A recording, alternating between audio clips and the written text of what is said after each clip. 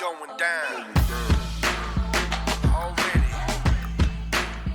How's it going, everybody? This is Jordan Pacheco from the Glad Trad podcast, and I just have to give you all a state of the world. I have a lot of Catholics, myself in particular, who are obviously very interested when it comes to navigating the world of dating and culture and marriage in our world today. It could be really, really confusing, really, really frustrating.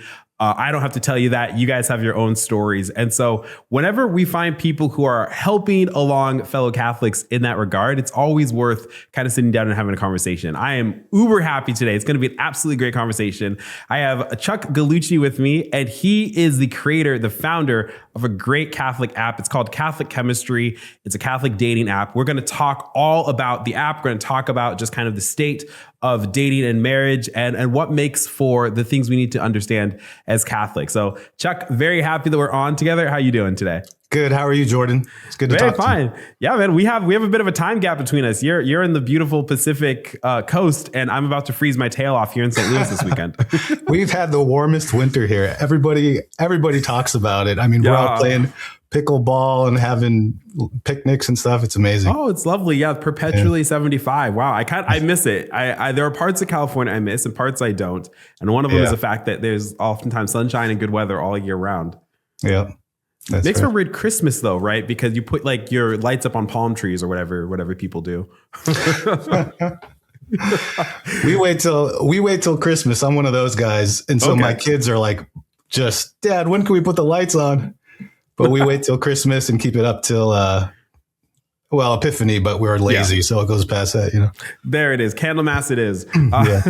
Very happy that we're on together. I think this is going to be a really great conversation. This is probably one of the most popular topics on my channel. Obviously, a lot of questions about the liturgy, but I think I like to focus just on Glad Trad here, talking mostly about Catholic culture. I'm not a theologian. I've never claimed to be.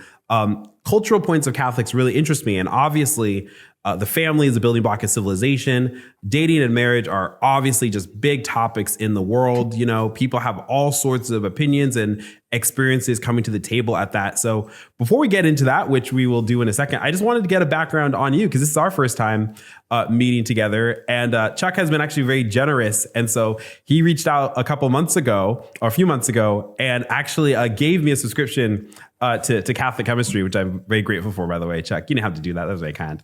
But go on and just tell us a little bit about you, your background, and maybe some of the roads that led you to develop an app specifically tied to Catholic dating. Yeah. So I'm a cradle Catholic, and at some point, probably early in my college years, I had a reversion to the faith, and the Latin Mass was a big part of that. Actually, that's probably why you ended up on my feed. The algorithm probably picked you out because of that. But good. And so I had watched you a bit, and we were sitting, the family, and we were watching Formed, and I saw you, and we were just watching. I think it was How to Do Advent, or How to Advent. Oh my gosh, How to Advent, yeah. And they were doing the interviews, and then it's like one person and the next person, and then you popped up. I said, "Hey, that's oh my gosh!" And my kids started asking me, and like, yeah, he has this channel, and I thought, I wonder if you signal. So then I just reached out. Yeah. Mainly because I like getting feedback, So I'm, like I said, I'm a cradle Catholic. I'm a husband. I'm a father. I'm a coder, and I'm a matchmaker. My day job is web developer. I'm the web manager at Catholic Answers. So Catholic.com. Oh, really? Okay. Wow. Yeah. Catholic.com is my main responsibility there. Yeah. And that was probably going on 18 years ago. So I've been there for 18 years, and I got married 10 years ago. Met my wife, got married. We have 6 children. Wow. Well done. So they're all really close, and they have this, they have this synergy, man. I mean, but they're amazing. And then about almost going on 8 years now, I started Catholic Chemistry. And just recently I'm wanting to, I'm gearing up to start a YouTube channel as well to kind of share my experience along the way.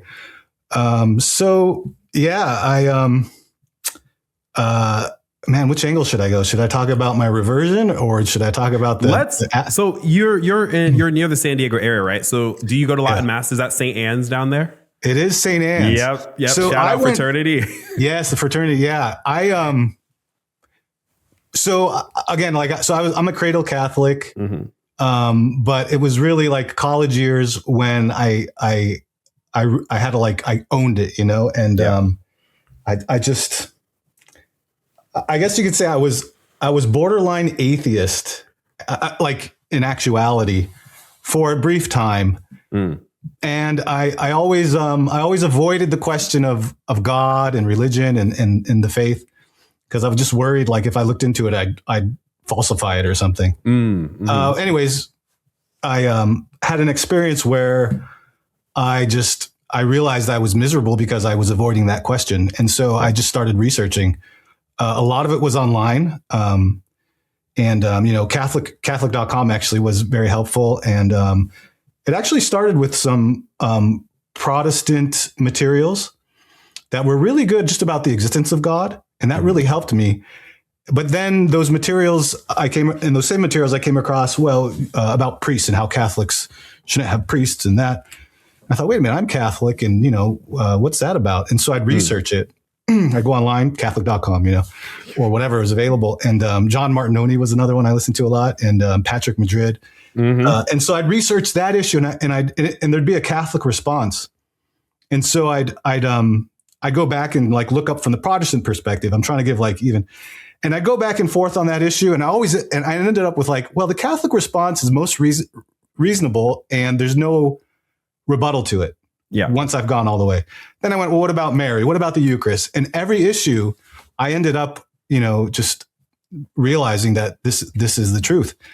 Another thing was, another big resource was, I don't know if you heard of fisheaters.com. Yeah. Oh yeah. I know Fish Eaters. That website was so pivotal for me. There were a lot of good resources there, and then it kept talking about Latin Mass. And I'm like, Latin Mass. My uncle used to take me there when I was a kid. I should go check that out. And that's when it was here in San Diego. We're at St. Anne's now, but before that, we were at the Mausoleum, and that's where the community was. And I remember going there, and I just fell in love. I mean, it's kind of among the catacombs, and I remember walking through the corridors there, and they were singing Ave Maria Stelis. Yeah. And I remember being in the pews, and everyone was dressed nice. Everyone was focused. At the name of Jesus, they bow their head. It just really, really impressed me. And I've been going ever since. And now we're at St. Anne's. Yeah. And it's great. It's a great community there. That's so beautiful to hear. I mean, that really is. And in my story, I grew up cradle Catholic as you did. I never had a falling away, but I do have to thank you, because Catholic Answers and Catholic.com were like my bulwarks, my strong points, my fortresses when I was around my confirmation year, just trying to absorb the faith, because I'd been trounced on a debate on a cruise ship by a Protestant, this kid younger than me. And it made me mad. The Holy Spirit activated. So, Bishop Strickland has coined a term. He says, every Catholic needs to be a deep vert. So there's there is almost like a give your heart to Jesus moment that I think Catholics do need to do. And so how we read, how we study ourselves into the faith, how we kind of learn to love Christ more and his church. We have all sorts of different roads. But I think that's great that, through your own research, you not just to become a deeper Catholic, but even just the beauty of the Latin Mass, which clearly has borne a lot of fruit. Yeah, that seems common for someone to be challenged about their Catholic faith and be like, hey, it's sort of like are you talking about my mom? Like, what's, yeah. You're talking about my mom. And then they go research it, and then they fire back. And in the process, they learn and they deepen their faith. Yeah. That's a beautiful thing. You mentioned Bishop Strickland. I just got to say, I grew up here in San Diego. A few years ago, several years, we moved to Tyler, Texas, where he was bishop at the time. Yeah. And we were there for a couple of years, but we moved back to San Diego. But I got to say, when we got there, we're trying to figure out what parish we should be going to, and so we went to several different parishes at least. And it feels like every parish we went to on Sunday, we ran into him just greeting people. Yeah. This guy was amazing. I mean, he was, I really had a deep appreciation for him, but I just wanted to say that he's a great guy. No, yeah. I've been very blessed to have a few conversations with him, and I think he's absolutely tremendous. So I'm glad, it's like this Catholic world is small. Have you noticed that? It's like, they say that there's over like about 7 billion people on the planet. 1.3 billion are Catholics. And I'm like, I think there's like 100,000 people and we're all just like one person removed from the Pope or something. Yeah. Pope Kevin Bacon. Yeah. Set your watch. Yeah. Did you meet your wife while attending Latin Mass, or because you guys have been married 10 years, as you said earlier. So how did you guys meet? Yeah. So we met through a diocesan event. They here at San Diego Diocese, they had a diocesan sports league. They do a pickup ultimate frisbee. Nice. And I met her there. And early on, I did also meet her at St. Anne's, although she was probably there because of me, so it's kind of like, it wasn't totally, but yeah, I remember when I saw her there, I used to sing in choir. So I was up in the choir loft and I saw her down there. And I ran back into the choir room and I just like declared to everyone, like, my wife is here. I'm going to marry that girl. Really early on. Yeah. But there we are. Yeah. So we met there, and her brother is a priest in the diocese as well. And he was participating in that too. And I got to, it was just really nice to get to know the way that unfolded, Yeah. Yeah. So, so it was our courtship was quick, relatively quick, I guess. We met and then we dated for probably 9 months, and then we were engaged 9 months, and then we got married. Nice. I guess that's relatively quick, but I mean, in the old days, like my parents, I think they met, and 4 weeks later they got engaged.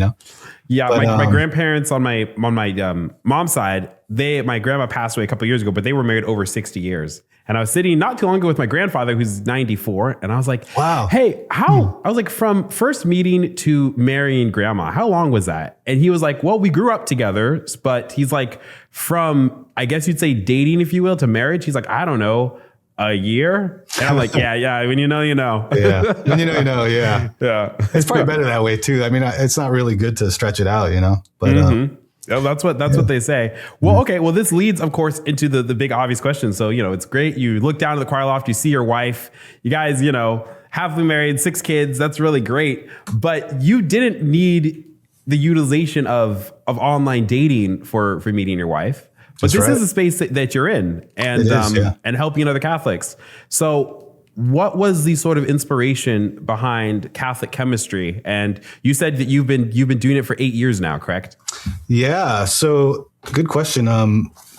So although I met her and 18 months later we were married, we married, I guess, relatively late. I was 30. I was in my early 30s when we got married. Yeah. So I met her in my early 30s, but prior to that, I was a single Catholic, and I know those desires, of wanting marriage, wanting to stay faithful. But the challenges, obviously, with like secular culture and everything. And those same challenges were in all the dating apps as well. And I used all the dating apps. Yeah. And I just know like how frustrating it could be. Usually with all the dating apps and tools available at the time, it was either that it didn't align with your faith, pretty much all the secular dating apps, or if it was a values-based dating app, it was kind of thinly value-based, or the tools would be lacking. The technology just wasn't there, wasn't keeping up to pace. So, all through those years, my wheels were turning, and I knew there could be something better.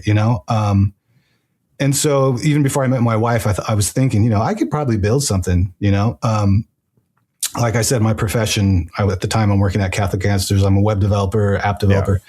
Yeah. So we got married, and then we had our first son, our second son, and then our third one was on the way. And we realized, I got to get this going. So I spent evenings and Saturdays just coding in the code, designing, coding. And she picked up the slack at home. She's awesome. And we made a great team, and she helps me a lot still too. And so I just knocked it out, and I built this app and I launched it. And I asked some friends if they'd help me beta test. Funny story. My coworker at the time at Catholic Answers in the IT department, I asked him to beta test. he ended up meeting his wife while beta testing. That's great. Catholic chemistry. And there you go. And the rest is history. That's the rest so history. Early on, I saw the fruit and it just motivated me all the more, you know? Yeah. So that was about 8 years ago. And we've just been improving it. And it's been, you know, steadily growing. And yeah, it's just been great. You know, it's been a lot of fruit, lots of marriages, lots of friendships and good coming out of it. And, you know, I think also, like I said, we were expecting our third child.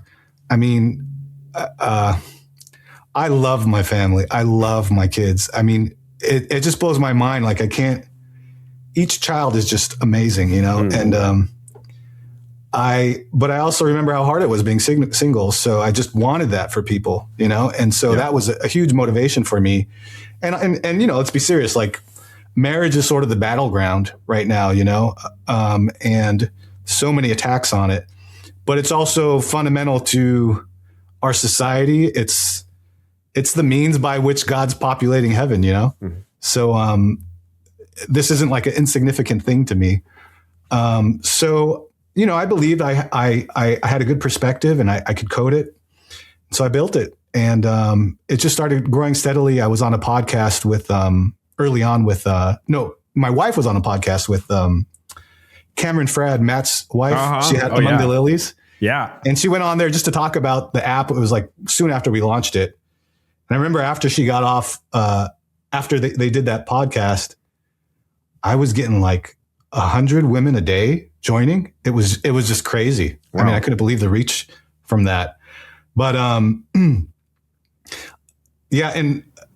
one thing that surprised me, those were just things that surprised me and kept me motivated. You know, another thing that surprised me is like to this day, this is uncommon for dating apps, but the ratio of women to men on Catholic chemistry is something like, last I checked, was like 8-7. So there's slightly more women than men, which is very uncommon. Yeah, that's usually, I was just watching a video that number ratio is almost flipped, generally speaking, amongst like the secular dating apps. I was watching kind of like a breakdown of what those look like. So that's good odds. Yeah. So, it's been a lot of fun, you know, and you know, like to get that stat, I can get into the database and I do a query on it and I see, this is the current, you know, numbers and everything. And, you know, there's lots of little insights I have from that. And so, I'm happy. I'm eager to share my perspective on it, you know? Well, so, glad to have it. I've heard, especially with kind of conversations about dating, you know, if you were to look at my feed, I think it ranges from all sorts of different things. It ranges from, I think, good Catholic structures on family and marriage. It ranges on red pill pessimism and dating realism and traditionalism and kind of back and forth debates. I mean, that's just kind of where the world is right now. I have some friends who are admittedly a little bit jaded rather on the dating scene. And I tend, even after kind of all my stuff, my story, I tend just to be like naturally optimistic and, you know, life's good. So, you know, but what I've heard is that oftentimes people talk about this destruction of the third place, right? So where in my grandparents' case, like they grew up together, but in other couples' places, it was like they met at church, they met at the library, they met at a bar, a friend of a friend, that kind of thing. There's a lot of people, younger generations, who are talking about how these places are restricted, they've gone away. And so online dating has become more prevalent, which makes sense, but also it kind of has its own sorts of challenges. So how have you kind of approached that? Because obviously, or maybe not, like, you know, Catholic chemistry is responding to a need of Catholics to try to meet their spouse, to try to have good, nourishing, Christ-centric relationships.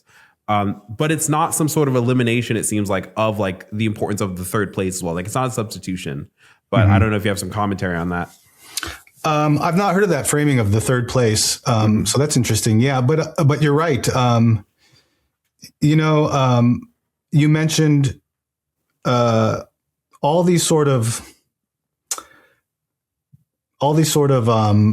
emerging approaches or ways of thinking about dating and the problems of dating.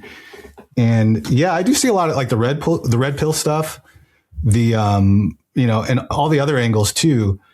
I think there's a lot of truth in all of them, and I think there's bad in all of them as well.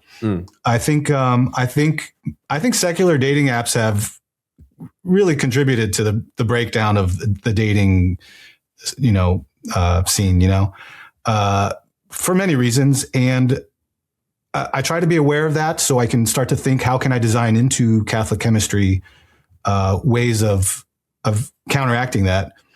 Obvious things, just with the dating apps, for example, like you said, people used to go and meet at church, meet at the bowling alley, meet at socials or whatever. And so one, the selection was limited, and two, you didn't get to look somebody square in the face like a profile and just swipe and just swipe and just swipe. Oh, and like and swipe and like and swipe. You had to muster up courage, and women had to signal. And there was this whole sort of social dynamic that we're losing touch with, and so,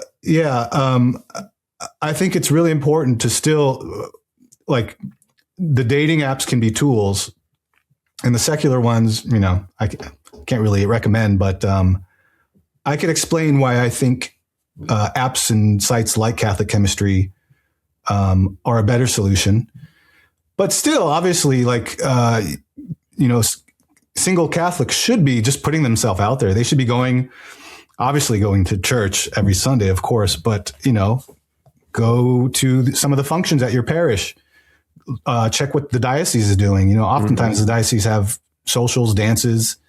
Like I said, I met my wife at a sports league, sponsored by, put on by the diocese. So you just still be getting out and meeting people that way.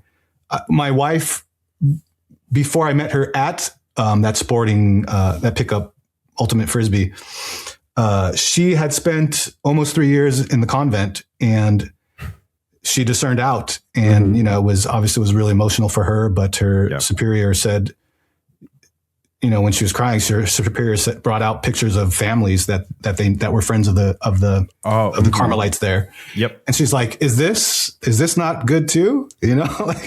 So she's like, "You got to go, and she just told her, you got to make your list of what you want. You got to get out and you got to go. You just got to put yourself out. You can't just sit there." I don't know how exactly that looks, but I watched Sound of Music recently. So I just have this feeling that she's in front of Mother Superior who decides to sing while looking out the window to climb your mountain and find your dream or whatever. But maybe it wasn't. That's a great movie. My kids, we watch that all the time. That's sort of a go-to. There's very few movies we can actually watch with the kids, but that's definitely one of them. But I imagine it was something like that. The Carmelites there in Alhambra are conservative, traditional. Yep. So I can imagine, But it was a beautiful experience for her. But the advice obviously was get out there. If there's a good Catholic dating app, join it. Go to the parish functions. Go to the diocesan functions. And you got to put yourself out. So that's really important. I'm not sure where we got from there, but I want to hear your pitch. So because when I happened upon, thanks to you, because I honestly didn't even realize Catholic chemistry was a thing until you reached out to me, and I'd been on. I actually did an experiment. I'm going to make a video recently because I had 4 dating apps, online dating apps: Catholic Chemistry, Catholic Match, Hinge, and Bumble. And I got opinions, man. Especially about Bumble. But anyway, but I just want to kind of hear your pitch, because I think that obviously we're so used to kind of Catholic Match out there. So it's good, I think, to have some variety. What do you pitch that Catholic chemistry does that maybe some of these other apps, secular or like-minded Catholic ones, are don't do, or maybe something that makes you guys stand out? Yeah. Well, first of all, the secular apps are they're designed for engagement. They're optimized for that. Yep. And probably like you were on Bumble, and so I've done a lot of product research, obviously, to help improve my product, to improve Catholic chemistry. But you're on Bumble, when you first open it, you're probably seeing lots of beautiful people, and then when you get to the end, I mean, not so Yeah, it's fostering for engagement. Yeah, just being realistic, like not making any judgments there. But they're optimized, and the mechanics, the game mechanics, it's gamified. It's optimized for engagement and for you to just keep swiping. And the tools aren't really designed to get you off the app, to help you meet somebody. And so, and I do have to say, like, I don't want to, I have a lot of respect for anybody in the space who is trying to build things to help Catholics find sacramental marriage. Yeah. And so there's good options out there.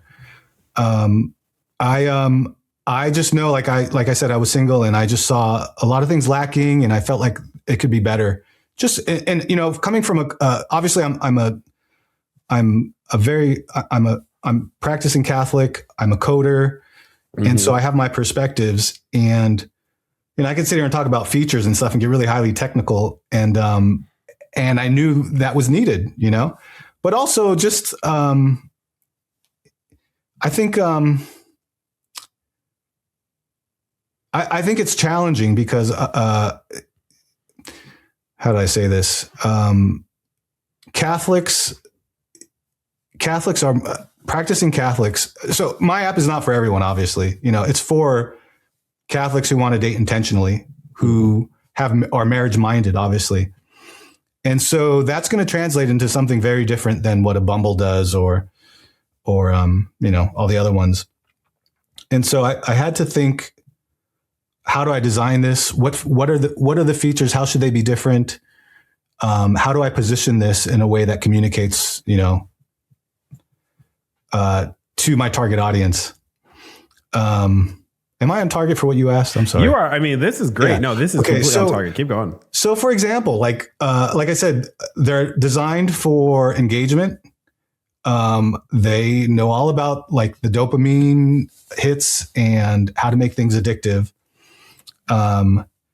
So when in my app, for example, in Catholic chemistry, I have an algorithm that tries to optimize to show profiles that I try to approach it from what's going to get good people to meet each other and just get them to like, it's in the name, Catholic chemistry, but I do feel like the technology has to sort of stay out of the way, but be designed in a way that helps nudge people along in a virtuous manner, And so, the algorithm is designed to sort of, there's different weights on I put different weights on properties of each profile and how it decides who to show you.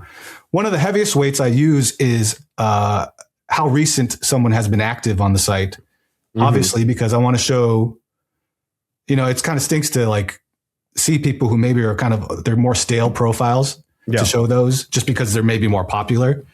And when you see them, you think, oh, this is a great app. This is like,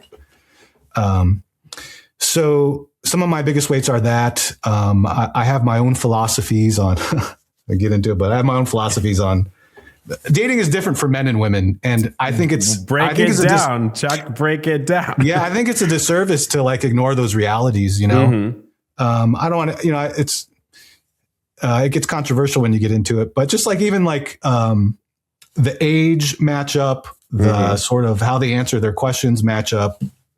I've tried to weight those things. And when I say weight, I mean, it just means like how I decide the order of who I show you. So I'm trying to show you people I think you'd be more interested in at first, or who would be a good match at first, Yeah. And so I'm not optimizing that to keep you on. I'm optimizing that just what I think works best, Yeah.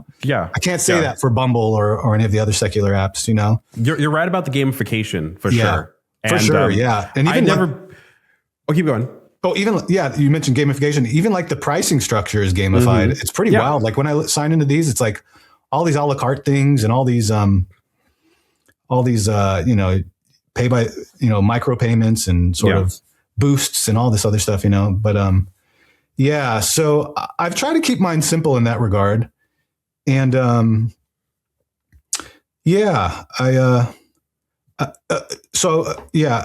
think you mentioned, were you asking like sort of like what I'm doing different, So to give you an idea, those features you really like the most. Yeah. Let's go this route. So as an example, a big thing I felt strongly about was messaging. Sort of like the core thing here is like connecting people, right? And so messaging is a big deal with that. The modeling for messaging on most apps, in my recent check of survey of these apps, is it's obviously like you do a mutual like, and if you match, then you can chat. You can pay for more likes, things like that. How do I say this? So I don't think that's optimal. So the way I've sort of, my format is, yes, if there's a mutual like, you can chat for free. But also if a premium member messages anyone, the recipient can reply immediately, whether or not they're a paid member or not. Sure. And this was a big deal. This is a big deal for men and women. So from the man's perspective, if you think about it, okay, just acknowledging a reality, I'm not casting any judgments, but acknowledging a reality, women are more selective generally. This is what the data shows. And men are a little more sort of just kind of free. Yeah. And I think it's a good thing. It's rooted in our biology, and I can get into that, but let's just take that. So oftentimes men's opportunity to shine is oftentimes in their wit and how they pursue a woman, how they approach a woman. And so in what they can say, right? So on many apps, you're just relying on a photo, and a photo can be really superficial. And man, I can tell you photos so often don't represent the person, So, with women tending to be more selective, oftentimes men, their greatest strength is in how they can, thoughtfully say to a woman, in an opening message. Well, if you're having to if the person can't even read the message, or say there's a waiting period, or they have to unlock it, or there's some other kind of gamification going on, it kind of kills the moment, and it kind of takes away an advantage that, important advantage that men have, I don't know if that makes sense. I'm kind of, yeah, no, that's, I've heard this a lot. And, there are apps where, hey, somebody liked your profile, somebody messaged you, whatever, get more tokens, subscribe to the next tier in order to see that, or have a waiting period for X amount of hours, X amount of days before you can actually see that. And you're right about, in terms of momentum, that will kill it right there. I would imagine. Yeah. And this translates into a natural disposition I think men and women have, just sort of men being the provider, men being the pursuer, women being those who they signal, to the men. And so on my app, I mean, if you're a guy, you could join. You can message anyone, if you're a premium member, and you don't have to worry about any of these women that you're messaging, whether or not they can read it, whether or not there's a delay or anything. If the woman's interested, she can reply back. And from the women's perspective, that it kind of matches more of the wanting to be pursued. Women could join the site, never upgrade, just put their profile out, sit back, and when men pursue them, they can reply. And people are meeting that way.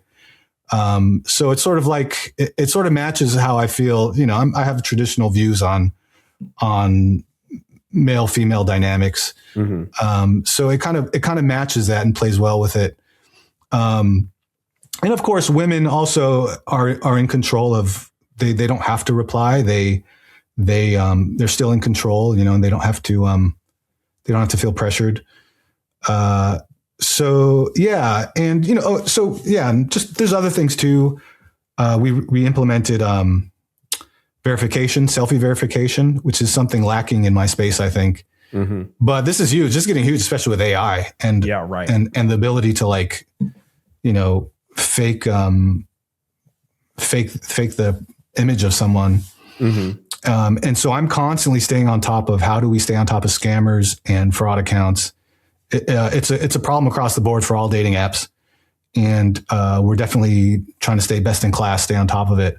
Yep. And selfie verification has been really helpful too. So yeah, and then we have, I'm just mentioning features. We have another thing you talk about, sort of like how do you tell the Catholicity of someone? You know, the questions could be pretty basic, but I tried to infuse the profile with prompts that sort of allude to the Catholicity of the person. And obviously there's like faith questions, you know, you can look at them as like litmus tests, you know, like if someone rejects, you know, let's say papal infallibility, or if they reject, you know, the permanence of marriage, things like that. That's like obviously a first filter. But there's lots more we put into those profiles too. You know, you can mention the ministries you're involved in, what your faith means to you. But one of the big ones is the which is more you section. And in that we kind of juxtapose two things. It might be like, what do you like more? Do you like, I don't know, coffee or tea? Fun one, simple, fun, like conversational ones like that, but more meaningful ones like, I'm more of a praise and worship, or I'm more of a quiet adoration. You know, those are two. Or I'm more of one of the there's lots of them like that, and I think that helps to expose the personality more. We also have video intros, so you can have an intro, and you can not just have like a photo on your profile; it could be a video of you. And that helps to see, like, you know, the voice, the mannerism of a person. Soon we'll be adding to that. So there'll be prompts because, you know, it can be awkward to record a video and you don't know what to say. So we'll be adding to that where there'll be prompts you can select from and then make videos and add additional videos to that too. So I'm trying to make it really well-rounded so you get a good sense of who the person is, you know? And that helps too for the search. I mean, people are looking for those types of people. And so we have all kinds of filters. You can filter by all kinds of things. One of the simple ones is just a basic keyword search. I'm surprised most dating apps don't have this. I don't think I've seen it in a dating app. Something so basic and simple as a keyword search. But if you like pickleball, you can type pickleball and you'll see all the profiles of people like pickleball. If you like, I don't know, old classic movies, you can type that in and, you know, see who's out there. So yeah, it's been a lot of fun, obviously, to get feedback and see what people want and what serves them well. Obviously, you know, in the Catholic community. So yeah. What have you seen? So you've talked about marriages and things that have happened because of the app. I'm curious because I've heard that for, you know, a friend of mine once quipped that if you're going to download a Catholic dating app, prepare to date long distance. And I don't know if that's also been something that you've seen or maybe some other trends you've seen amongst Catholic dating apps. But I've heard that. I've kind of seen it myself, right? So from your kind of side, has that been broadly accurate of sorts, or do you find more locality happening actually? I do see it, and there's smaller apps. I don't consider mine a smaller app at this point. We have tens of thousands of members. I guess that's what that's referring to. Like you do some filters, and all of a sudden there's like 3 people in your vicinity or something like that. Yeah. These apps tend to be more intentional apps, and so you're fine. I'm not attracting people who are sort of Catholic by name. You know, there's some of that. But obviously, I'm not attracting anybody who's not Catholic. We're not attracting, when you sign up for the app, you know, you're hit with questions about, do you agree with the church teaching on this? Do you agree? And so it tends to, in the places I choose to sort of advertise and market to as well, tend to attract, you know, people of the same mindset. And so it's going to be relatively a smaller dating pool than a secular app. But I mean, do you really want that with a secular dating app? There's going to probably be more people in your vicinity, but you know, quality over quantity, I think. Yeah. Well, this is almost kind of like the tyranny of choice now. So you said earlier, but you know, we've gone from a place where to meet at the bowling alley, well, it was a smaller pool, And I, generally speaking, like, I've been on several dates since I've been out here in St. Louis. Haven't found the one, but if you're in the St. Louis or nearby area, come hit me up, no problem. But I'm very social, I feel like I'm pretty like assured of myself. So like, I'm happy to go out to dances and like dance with different girls and just talk to different people and out there. And then the dating apps that I have are supplemental to that. And so what I encounter some of my friends. I have some guy friends, right? And I said this earlier, like, they've become a little bit jaded. And part of that, I think, is maybe an unrealistic expectation. As a man, you're right that like there's a sort of thing where men just tend to be more broadband, for instance. So it's not unheard of that you send out 10, 20, 30 messages and you'll get one back or something like that. Now, whether that's positive or negative, is a different kind of thing. But I often tell my guy friends, like, that's just the reality of what it is. And that's always been a sort of reality. But the problem is, like, I think that there just needs to be a lot more ardor on guys, like, just kind of accept that. You're like, okay, cool. Like, it's not meant to be, it's not meant to be, but like, make sure that you're doing your other avenues. And then please, comment on that because I've seen that, right? That I agree. I mean, that's frustrating. I think on religious dating apps, the users tend to be a little more discerning, and thoughtful. And so it's possible, it probably is the case that less messages get a quick reply. I do think it's a sort of a quality over quantity thing, but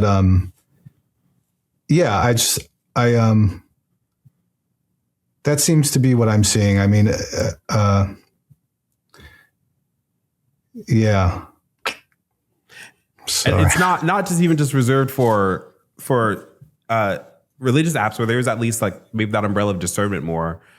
People are finding this in secular apps. So you're kind of holding the keys here to a lot of interesting thought, like the discord of the day. So I want to hear from you. Like, what's a piece of advice you would give to each sex? What is a criticism? What's a negative that you see kind of in this world of online dating that we have that you probably would recommend we ward against for both of them? Because I'll tell you, even before you go, because I just mentioned something with the guys there, but like, ladies, I got to tell you, I have some friends, some lovely Catholic girlfriends, and by like girls who are friends, if men and women can even be friends, who knows? But one of them complained not too long ago. I don't think they can, man. You know what? Yeah, let's get into it. I'm so with you, dude. You know what's funny? My son. My wife said, just got to talk to him like you're talking to my son, Augustine. Yeah. I'm sorry, I'm totally cutting you off, but no, you're not. Tell me. So part of the reason I'm like I'm happy that you brought me on. I'm thankful. And I'm wanting to put out some content is my two oldest sons are, they've just recently passed the age of reason. Yep. And so they're asking me all kinds of questions about life and faith and even marriage. At night when we say our rosary, they'll just like kind of interrupt at times and ask a question, Dad, what? Oftentimes about the faith, but marriage and dating comes up too. And, I'm very opinionated on things. And that actually recently came up about men and women being friends. And I just started like trying to explain to my 9-year-old son in an age appropriate way. Yeah. And my wife was like, you should make a video about that. That was pretty good. You should. Yeah, you should. But yeah, I better be your first subscriber. Yeah. And another thing stuck out. I'm glad you said sex and not gender. The choice of words are really important. And, I think that's part of why everything's so confusing. And, so you asked about my advice for men and women. So my perspective is I like to think from first principles. So from my perspective, everything's downstream. Like your desire for a spouse is downstream for your desire for God. Like your desire for a spouse is real. Our desire for anything is ultimately a desire for God.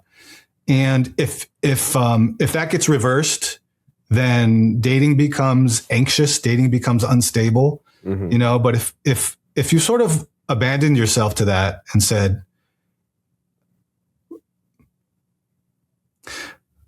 this isn't like talking down, but there are many Catholics who are nominally Catholic, you know? Mm-hmm. You got to find your reason for being Catholic first. You got to fall in love with God first. And everything is downstream from that. All the advice, there's a lot of bad advice out there. I think, like I said, I'm very opinionated, but all the advice, like let's take, for example, the red pill stuff. And you know, they'll talk about what women are really attracted to, what men are really attracted to. I mean, I firmly believe that we're ultimately attracted to virtue, but even there's bad advice in the church about virtue, you know, and I was saying earlier, like even in the red pill movement or manosphere, I know there's a lot of bad stuff in there, but there's a lot of truth there too. Like women want strong men, you know, women want leaders. The gender roles. Oh, stop me. You know, we know what you mean. We'll put the traditional roles. Yeah. Traditional roles are important, and to ignore them, I think, is throwing everything off whack, you know? Yeah. But women want a leader. Women want, I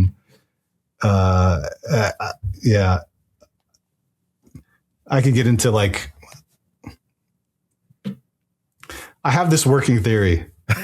Let's hear it. Debut it. That a fundamental thing is self-preservation. Mm-hmm. We all want to just live. Like we all want to live forever in a sense. I think biologically we want that, and spiritually we want that. So biologically speaking, what's the biological imperative? To reproduce, you know, we want to kind of live forever in that sense. Mm-hmm. And our biology of men and women, women, when they mate, I don't know if I should be getting into this. Women, when they mate, they're committing to 9 months. Yeah. They're committing to a lot. Mm-hmm. A man, you know, can just spread, you know? So I think that it seems obvious that plays out in the fact that women are more selective, you know, in a sense. Obviously, they have more of a commitment there, you know? Whereas men are kind of just like, blah, blah, blah. So men are swiping. I don't know what the swipe direction is. Right. Men are swiping like, yes, yes, yes, yes, yes, yes. Women are swiping, no, no, no, no, no, no, no. Yes, no, no, no, no. You know? Mm-hmm. Yeah, I think that's based, there's psychological things that are bad about that, but it's also sort of natural in a sense, you know? Yeah. Yeah. I've heard it, you know, this is hypergamy is what I've heard the kind of the term. Yeah. And you know, it's like, I just say like, as a guy, like, I'm like, listen, I can't change the rules of nature. I accept it. Right. Cause I get it, you know, I'm like, and for Catholic women, and like I was talking to a lady, and she said, you know, at the end of the day, it is like marriage for like dating and marriage for me means, especially as like an authentic Catholic, means that you are not only being obedient to your husband, right? To you know, have him be your head, but at the same time, you are potentially going to be on the hook for 3, 4, 5, 6 children, right? Like there is just like the kind of stakes are elevated, especially in our modern era where there's so many attacks against the family and against family virtue and marital virtue and things.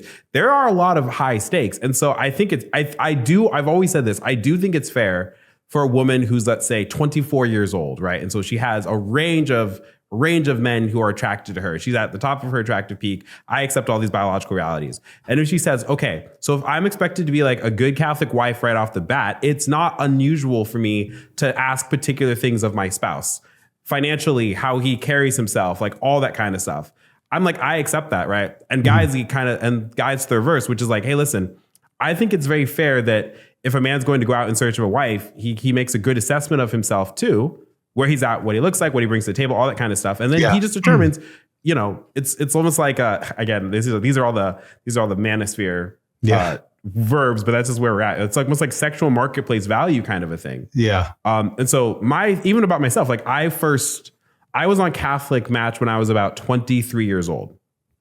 And so my range is 20 to 23 and not a lot of money in my pocket. Poor starving filmmaker Jordan. I'm 30 now. And my range is wider, and I can bring more to the table. Like if I'm in it for marriage right now, and I'm at a state right now where like if I find my wife and I get married, we settle down. Like she doesn't have to continue to work if she wants to be. If we can live our life as a traditional couple that can be expedited, if you will. And that is a fair thing to kind of consider as men and women get brought to the table together. Yeah. And it's perfectly normal and natural for that to be an attractive quality in a man to a woman, and vice versa, so, generally speaking, right? Like it's perfectly, advice. Women don't put off marriage. Don't get into your career and put off marriage. I mean, like you said, in a certain sense, in a very real biological way, you're at your peak in your younger years. And men don't sit around playing video games all day, and work hard. Work hard while you're young. Yeah. Fuel your ship when you hit a little bit more mature age. I'm not thinking extremes, but yeah, it's there. I don't think we should be upset that women are attracted to resourceful men. Become a resourceful man. I don't think we should be upset that men are naturally attracted to fertility, Yeah. Don't do anything that's going to mess up your fertility, Yeah. And so I was saying, I think there's the biological imperative, and that's a real thing, and it translates to real things. We shouldn't ignore it. It's a disservice to ignore it. But I do think there's also a spiritual imperative. We want to live forever. And so there's that biological, imperative, but spiritually we want to live forever too, right? And so we're spiritual creatures. Everyone has that hole in their heart. Everyone wants, what is the meaning of this? Like, what are we doing? Like, okay, I'm going to have a career. I'm going to have all this. I'm going to have that. But then what? Like, what's at the end? Like, people want to live spiritually forever, And so there's a spiritual imperative. And so virtue and spirituality are also attractive. You know what I mean? And I think that can override anything you're lacking in a biological, unfair sense. And that's why I say, advice for people. I think a lot of the things in the manosphere, there's the kind of like, oh, women like jerks. Like, no, they like strong men. They like, and they like resourceful men, and they like men that aren't going to let me push them over. Like they might act like, I want them to be sensitive, but they want like strong men. And that could be viewed in a bad way, but there's a good way to view that too, And so strength comes from virtue. Like there's a virtuous manliness, that is truly attractive to women. Well, these things are attractive, but they also can cause up to virtue, is what you're saying there. And I think there is for me at least, I think that there is an important imperative of that. Like, again, I just hit 30 this year, right? So, but I remember when I hit 25, it's like, first off, you kind of celebrate, oh, hooray, my frontal lobe has stopped developing. But I do think that there is something like not to skip out on. I feel, and I said this, I think a little earlier, but me at 30, I feel myself. There are just certain kind of things that I'm not as scrappy as I was when I was 22. Like I remember being like a starving artist in Los Angeles, and that sucked. And that affected my confidence, how I viewed myself, how I carried. But it also gave me a hunger because I was like, I don't want to just sit here and nurse this wound. I'm going to, you said, go out there and be a resourceful man. And you said earlier, and I don't know if it's, maybe we can get into it a little bit, but there's a lot of bad advice out there. And yeah. So that's what I was going to say. There's sort of, there's advice out there that masquerades as being virtuous or Catholic that emphasizes being nice.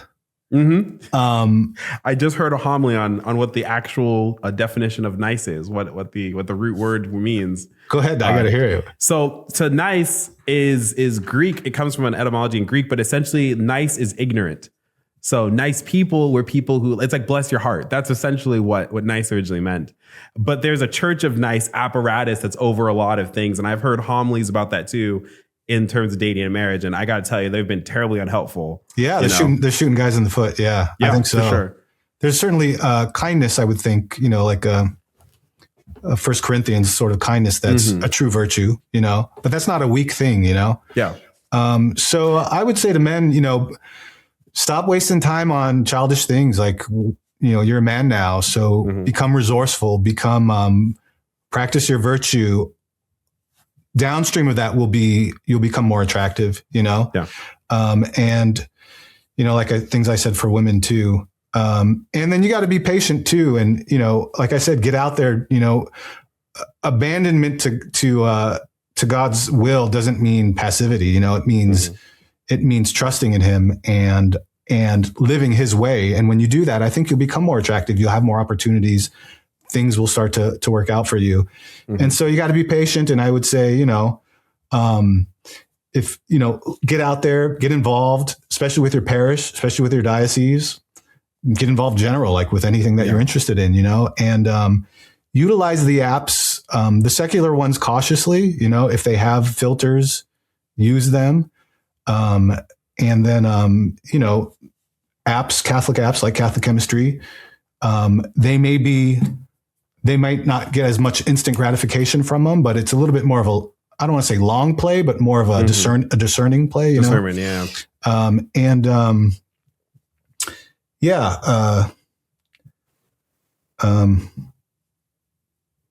Man, how do you do this? I have like 5 thoughts in my head, and then I'm like saying, well, I'm on number 2. And then I burn out and I'm like, whoa, I was just at 3. I like your cadence and your train of thought. My thing is I talk so fast that eventually the train cars just scramble back together, you see. Oh, that's incredible. I got to think about that. That's fair, That's fair. I mean, the nice thing is that when I watch your videos, I'm going to be like, oh, he's so eloquent. He's clearly thought this out. I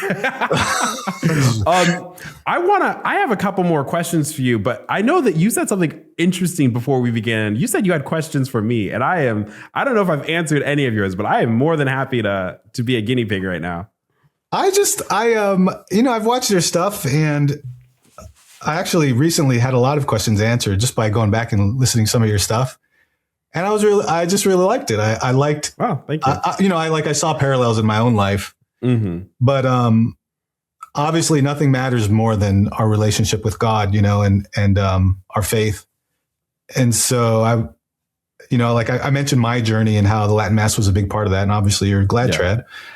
And it was just, I've enjoyed hearing your journey, I guess my questions for you, part of it is just sort of initial things like this is the first time you and I have actually chatted.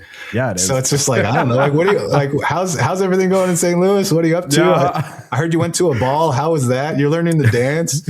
I remember doing ballroom dancing. Things like that actually are great. Like dancing is like sort of. Okay, well, I ask all the trads this, but I seem like I have your answer. I've had a good buddy of mine. We've gone back and forth on should Catholics dance. You know what I mean? What's your opinion? I think I know it, but I'd like to hear it. Well, if you're gonna say dance like they do, like modern dance, like my public school, nope. Yeah, all that stuff, obviously not. But I think obviously the ballroom dances.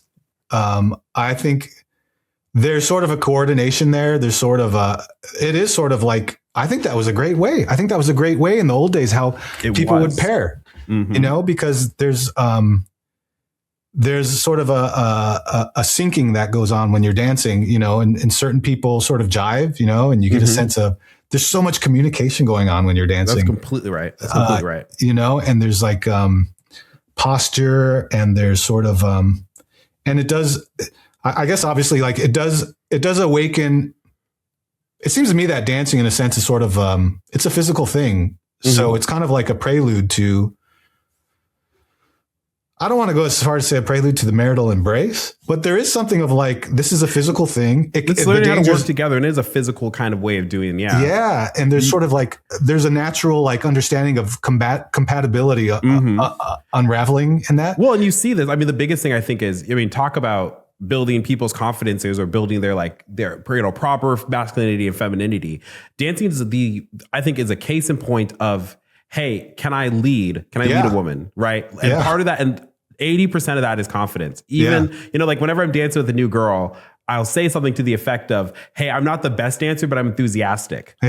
And if it feels, if we're still kind of figuring, and I went to a country dance a couple of weeks ago at a great Latin Mass community here in St. Louis. And, it was fun. And what I've learned just by the virtue of dancing with a lot of lovely young ladies and growing into my own confidence is like, if you feel like you made a mistake or you're not jiving, keep smiling. Yeah. Because you're supposed to be having fun. Yeah. And so I've made the mistake of getting into my head too much. Oh, I'm supposed to lead. Oh, I'm supposed to do this, whatever. Yeah. And it wasn't as fun. So like shedding that's important. And then for women, it's like, you'll find a partner who's good or who goes, I'm sorry, I should let you lead. You know, like, hey, I'm sorry. Like, no. I'm not like, even if she's better than you, even if all that kind of stuff. And then it only takes a few spins and you kind of understand each other more. And so I think that one of the great testaments of dancing well is if you're able to carry a conversation while you're dancing. Yeah. And I'm very sanguine and very talkative. So this is kind of like my bread and butter, Man, I love that. There's like a lot of growth, a lot of self awareness there. And I love that. I love, like anything else, I have a friend who at work who talks about anytime golf comes up, he always makes analogies to like these deep life lessons you learn playing golf. Yeah. I have a friend plays chess, and he talks about what happens during chess, and he's like comparing it to like, art of war, and like it's really seeing really all these things are sort of, these aren't. There's you're in this field, you're in the space screenwriting and stuff. Robert McKee wrote a book. What was it? I read his book, Robert McKee. I forget what it is, but he talks about a story. It's called Story. Like story is equipment for life. Like we tell stories, we're really communicating deep truths and equipment. We're equipping the next generation when we tell stories with truths about life and the human condition. I think the same is true for games, chess and golf and dancing too. And, obviously you learn a lot there, but dancing I think is great. How else? There's sort of a coming of age, and it's a safe, That's right. a safe chaperoned way of, sort of rite of passage, I guess, for young people.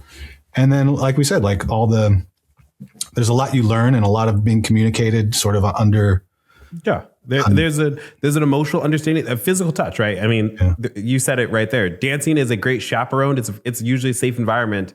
I think of learning, of coming into yourself. There are debutante balls in this part of the world I'm in and all that kind of stuff, right? Where a woman becomes a girl becomes a woman and then she gets to go out and kind of be introduced to society. Yeah. As a guy, like if we were to hop back 500, 400, 300 years ago, to dance is looked at as an important masculine quality. Yeah. Because it demonstrates like, are we light on our feet? Are we quick witted? Are we good to move? Yeah. And these things are important. A lot of them, I find this, and I've heard fellow trads. I've heard all the opinions, man. Like I get it. I've seen a couple of saint quotes. Like, don't worry, I got you. And this is a bit of a tongue-in-cheek debate for me. But for some of my traditional Catholic friends who are very on the fence about men and women dancing together, I think the best thing I can just say is this has been an example for thousands of years. It's not the way I dance in public school, for sure. But it's a really great way of just learning about, first of all, you find somebody who you might be compatible with, but it is a very safe, controlled way to like learn physical touch and emotional boundaries and successes when it comes to the opposite sex. It just is. Mm-hmm. Yeah. And I encourage, that's why I love out here in St. Louis, there's a lot of events, dancing and non-dancing related. I think it's so important. You talked about this earlier, a diocesan life, like a sort of Catholic community that's not just online, dating even in that spectrum too. And then all these things just become tools at our disposals as modern Catholics. I think that's uber important. Yeah, and even built into the ballroom dances is anti-gender confusion, I guess. Oh, it totally is. It's like there's a leader. We get dressed up in our dude. Can you imagine so you ballroom dance, I ballroom dance, and swing dancing is another one. That's and then can you imagine being led? I have no idea. I guess girls will dance together, and so they'll girls will dance together. Yeah, yeah. But I never thought I'm lead. Like we lead. I have no idea. I wouldn't know what to do. But good. Own it and lead. I think about that when because girls tend to do more twirls than guys do. Yeah. And the other day I was dancing with a very graceful dancer, and I thought to myself, yeah, how does she know? Because I'd be like, I guess I'm turning this way. Yeah. Dude, you're bringing back so many memories. I'm taking my wife dancing, man. We haven't been Good. Man, we're gonna go because dancing. That's my final question. I know we've been running along, but man, I just got to tell you. First off, congratulations, 6 kids, 10 years of marriage, and your wife hasn't stabbed you. What's the key, Chuck? What's the key to a successful, happy marriage? What motivates you to take your wife 10 years and 6 kids later dancing? Man, that's again, like I could say all kinds of things, but really,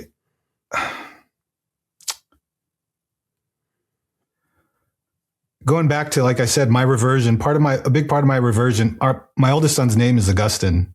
Mm-hmm. And St. Augustine was a big part of, at that time when I was learning the faith. And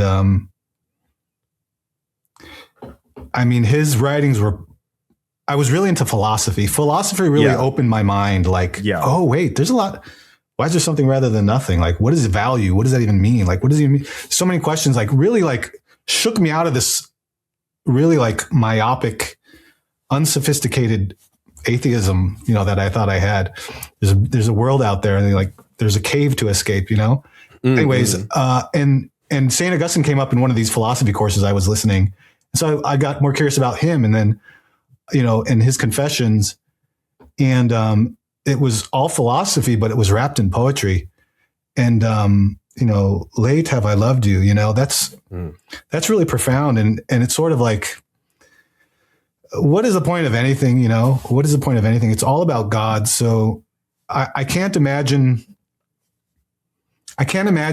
going into a relationship with that reversed, where I'm seeking a relationship, a humanly relationship first, it's all about God. And so my wife and I, that's most important to us, and I think that's so important, but it also gives us that God is first in both our lives independently, first and foremost. It keeps us in sync. We're on track. It gives us a common language for suffering, for forgiveness, in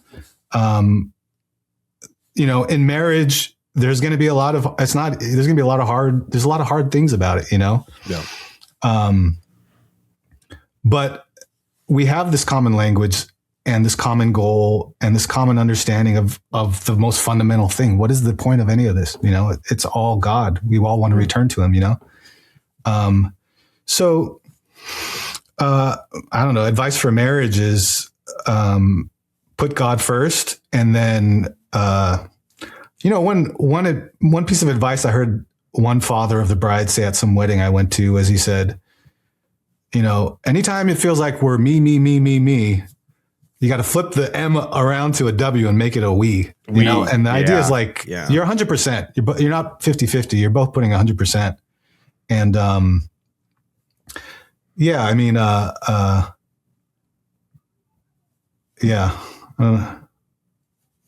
that's, I thought just vaporizes. That's beautiful. That really is. We could talk for another hour. but as I say when I have so much fun, that's what part 2s are for. Yeah. So Chuck, so first off, friends, please, especially if you're in that dating market, you want some more tools at your disposal, check out Catholic Chemistry with my full recommendation. Good luck to you. If you have some success, let me know so I can let Chuck know. Would love to hear that back. Chuck, you're starting a YouTube channel soon. I don't know if you have a name for it yet, or you want to turn people over to particular places besides the app, but by all means have at it. It's going to be my name, Chuck Gallucci. So you can just search that on whatever platform, YouTube. And I'm, at some point, if it picks up at all, that's where you'll find it. That's it. I'll be sharing, I want to talk about my experience with the dating app, sort of the patterns I see from, again, like I'm a coder. So from a technical perspective, but also to elaborate on a lot of things we talked about, my opinions, my views on the dynamics of the sexes and, dating, and all from a Catholic perspective. Really born from or awakened from my children asking me questions, and it really, So I want to share my experience, and hopefully it's helpful, and hopefully there'll be some insight there. And, I'll share updates with how people are doing on Catholic Chemistry, and, and how to make the most of it and things like that. So, but again, I want to encourage people, I mean, don't be discouraged. Like, you know, God made you for greatness, you know, so he's going to, if he put a desire in your heart, he's going to fulfill it one way or the other. So as long as you pursue him, you know, it's going to come to fruition. Maybe not in ways you had first imagined, but, you know, grab the bull by the horns, just get out there and you know, serve God, love God, and get what he has in store for you. Yeah. Amen. Such a pleasure. Guys, please don't forget to subscribe to his channel, especially as it's getting off the ground. As many of our subscribers who go over there, the better it'll be. I want to hear your stories, guys. You know how much I love to hear your stories. Did you meet your spouse on Catholic Chemistry or another dating app? Did you have dating good or bad that you want to share? I always love to read your comments below. Thank you to all of our YouTube channel members, as well as our patrons who make this content possible. If you'd like to support the Glad Trad podcast, please go ahead and click that join button below to become a channel member, or going over to patreon.com/GladTradPodcast. And of course, most importantly, guys, besides praying for myself and praying for Chuck and his family, please don't forget also to like and to subscribe to the Glad Trad podcast, to share this video far and wide with people who need it. And I can't wait to be with y'all again on the next one. Adios.